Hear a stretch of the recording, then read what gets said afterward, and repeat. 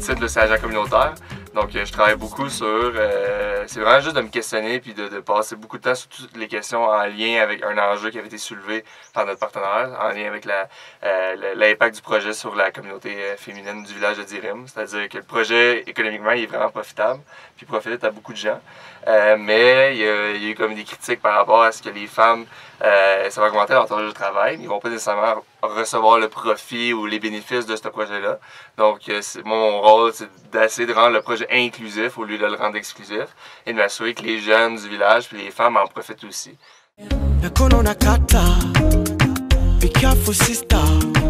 Donc, ma journée typique d'habitude, c'est... je fais beaucoup de documentation. Donc, en tant qu'étudiant en politique, j'ai beaucoup de travail à faire au niveau papier. Donc, c'est beaucoup de faire de la recherche par rapport aux activités qu'on veut faire, beaucoup de rapports, plus en lien avec mon enjeu. Puis les problèmes qui soulèvent. Donc, c'est souvent la recherche par rapport à l'égalité de la femme, au travail communautaire et tout ça. Donc, c'est souvent ça que je fais pendant ma journée. Et sinon, je vais faire ma part. C'est-à-dire que même si je suis pas un ingénieur, je vais aller sur le terrain, travailler avec les gens. J'aime ça y aller, moi, quand il y a des fermiers. Ça me permet de créer un lien avec eux, puis de créer une dynamique qui va être utile pour d'autres affaires, pour d'autres activités. Donc, c'est vraiment les moments que j'aime le plus, c'est travailler avec eux. Puis, par rapport aux informations que j'ai, après, je vais travailler là-dessus à la maison.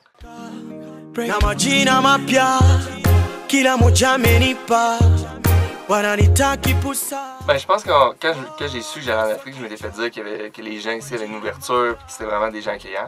Mais je pensais pas qu'au point... Je savais qu'il allait y avoir une ouverture au niveau du projet technique, c'est-à-dire qu'on arrive avec quand même beaucoup de fonds et qu'on fait un projet qui va augmenter leur capacité à produire. Ça, je savais que ça allait être ouvert.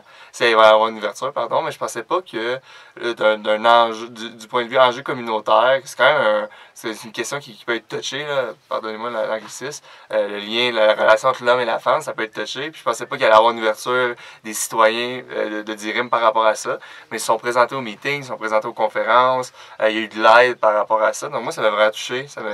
J'étais ému par ça. Ça veut dire que c'est pas juste, ils ne voyaient pas juste comme un portefeuille qui amenait un agent économique, mais vraiment comme des gens qui venaient ici pour faire un changement à long terme.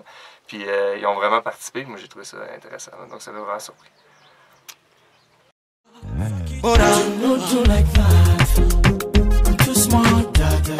Ben, il y en a plusieurs. Je pense que on blague souvent entre les membres du groupe là, par rapport à comment mon cerveau il est différent que ça en génie, mais au bout de la ligne, j'ai vraiment appris à travailler avec des ingénieurs au niveau de la structure, au niveau de m'organiser.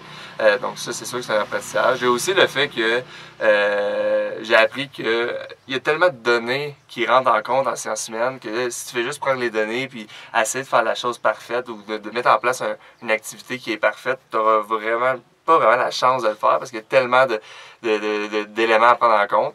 Donc j'ai comme appris quand je vois une ouverture, même si ça se peut qu'il y ait des aspects négatifs ou des choses que j'ai pas pris en compte, quand il y a une ouverture que je pense qu'il pourrait avoir un impact positif à long terme, c'est quand je vois cette ouverture-là, c'est l'apprendre. Elle n'arrive pas souvent, elle se présente pas souvent, mais quand elle est là, faut l'apprendre, puis faut la concrétiser. C'est-à-dire qu'il faut faire quelque chose par rapport à ça. Puis je pense que la coopérative, le groupe en général, c'est ça qu'on avait fait. Il y avait une brèche, on a profité, puis je pense qu'on a fait un projet qui est important, puis que les gens vont apprécier.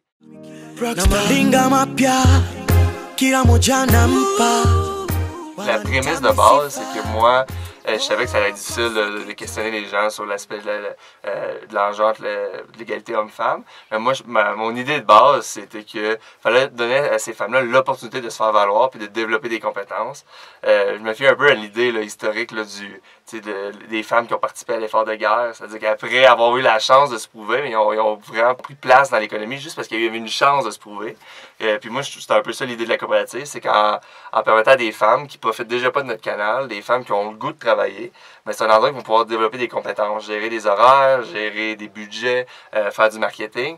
Ils vont développer des compétences, puis ils vont pouvoir se valoriser face aux hommes. Puis peut-être que dans le futur, premièrement, ils vont pouvoir donner ces apprentissages-là à d'autres personnes, les transmettre, mais aussi qu'ils vont peut-être pouvoir prendre une place plus importante dans les sphères décisionnelles du village, justement parce qu'ils ont eu l'opportunité. Donc, c'était ça l'idée de la coop. Puis là, tout le monde a travaillé là-dessus, tant qu'à le budget. Donc, on a dû acheter une terre, on a dû faire des meetings, on a dû faire des formations de training pour ces femmes-là. Donc, c'est ça qui s'est passé en général. Puis on est sur le point de l'inaugurer. Donc, c'est ça. C'était vraiment le fun. C'est un projet qui était vraiment formateur, autant pour moi que je pense que pour ces femmes-là.